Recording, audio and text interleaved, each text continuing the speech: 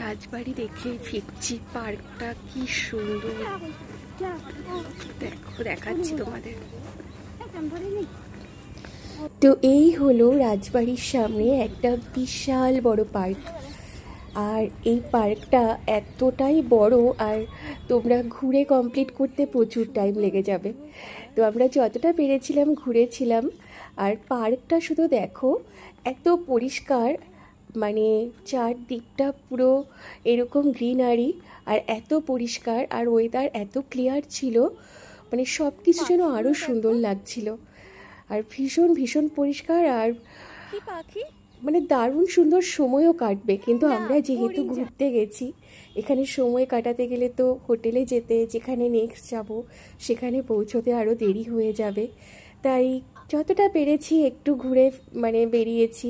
তবে মনে হচ্ছিল যেন এখানে বসে কিছুক্ষণ সময় কাটাই। তোমরা যারা হাতে অনেকটা সময় নিয়ে যাবে তারা কিন্তু এখানে বসে কিছুক্ষণ সময় কাটাতেই পারো, খুব খুব ভালো লাগবে।